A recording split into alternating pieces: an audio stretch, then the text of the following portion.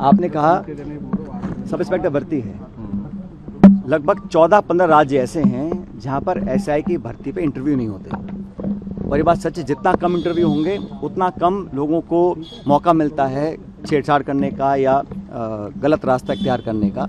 तो क्या कारण है कि राजस्थान में अब तक इंटरव्यू प्रणाली ख़त्म नहीं करी, जब बाकी प्रदेशों में ऐसा हो रहा है और कई राज्यों में तो काफ़ी ऊंचे लेवल तक इंटरव्यू समाप्त कर दिए गए हैं। तो जैसा भी हमारे साहू जी ने स्टेटमेंट दिया कि उन पर भी सुझाव या दबाव आते थे इंटरव्यू में ऊपर नीचे करने के लिए। अब उन्होंने खुलासा नहीं किया कि किसका फ़ोन आया, किसने उनको आग्रह किया, लेकिन इसलिए होता है क्योंकि इंटरव्यूज़ में कहीं ना कहीं ह्यूमन इंटरफेरेंस होती है, उसमें गड़बड़ी करने का मौका मिल सकता है।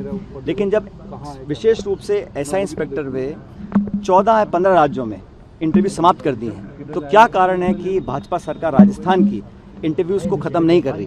क्या वो नहीं चाहते हैं कि पारदर्शी कार्रवाई हो, मेरिट पर काम हो और लोग अनवांटेड तरीके से अपनी सेटिंग कर नंबर बढ़ा लें? क्या सरकार चाहती है कि जो मेहनत करने वाले लोग हैं उनको बराबर का पायदान ना मिले? ये बात प्रदेश सरकार को स्पष्ट करनी चाहिए। जैसा मैंने कहा, जब 1.5 दर्जन राज्यों में इंटरव्यू समाप्त कर दिए हैं, सिर्फ मेरिट पे काम होगा तो ये काम होना चाहिए।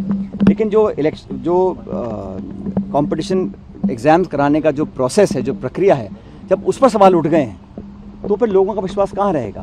और हमको सोचना पड़ेगा साथियों कि आज जब कोई बच्चा प्रिपेयर करता है एग्ज़ाम देने के लिए, जब उसको भरोसा ना तो पेपर लिखने वाले पर है, ना पेपर कंडक्ट करने वाले पर है, ना पेपर चेक करने वाले पर है, तो उसका विश्वास ख़त्म हो जाएगा। और जब इकबाल ख़त्म होता है तो बहुत ज़्यादा अस्थिरता समाज में फैल सकती है। नौजवानों को भरोसा दिलाना, उनका विश्वास जीतना हम सबकी जिम्मेदारी है। लेकिन जो सत्ता में बैठे हैं उनको समझना पड़ेगा कि सिर्फ भाषण देने से, प्रचार करने से, इश्तिहार छापने से काम नहीं बनेगा। धरातल पर काम करना पड़ेगा, कठोर कदम उठाने पड़ेंगे। जो लोग जिम्मेदार हैं उनको नैतिकता से अपनी स्वीकार करना पड़ेगा। हमारी जिम्मेदारी थी, जिसने गलती की है सजा मिलनी चाहिए। और वो बड़े मगरमच्छ अब तक कहाँ हैं? मैं बार बार कहता हूँ, ये पेपर लीक का मसला, ये करोड़ों में जो पेपर खरीदे जाते हैं, ये कोई छात्र नहीं कर सकता। मध्यम वर्ग का गरीब बच्चा बच्ची 20-50 करोड़ देके पेपर नहीं खरीद सकता।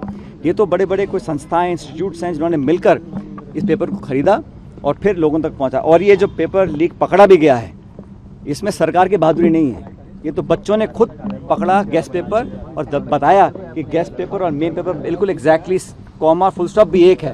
तब जाके जब एक्सपोजर हुआ, जब उनको लगा कि हमारी फजीयत होगी, तब जाके इसको पेपर को कैंसिल किया गया। और इतने सारे लोग राजस्थान में पकड़े गए थे, सीकर में पकड़े गए थे, उन पर चार्जशीट क्यों नहीं, एफआईआर क्यों नहीं है, क्यों उनको छोड़ दिया गया?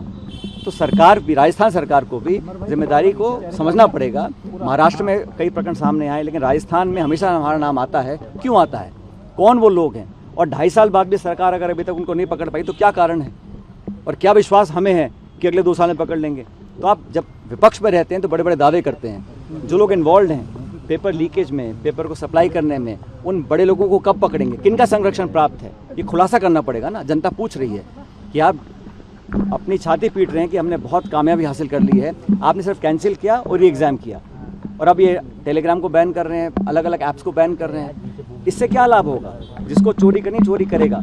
जब तक सज़ा का डर नहीं होगा, जब तक दंडित करने का भय उन लोगों के जहन में नहीं घुसेगा जो इस काम को करते हैं, तब तक विश्वास लोगों का कायम नहीं होगा। तो सरकार की जिम्मेदारी है, बोथ सेंट्रल गवर्नमेंट की भी और राज्य सरकार की भी, कि इस पर बंदिश लगे और आने वाले समय में एक पारदर्शी जवाबदेही प्रणाली का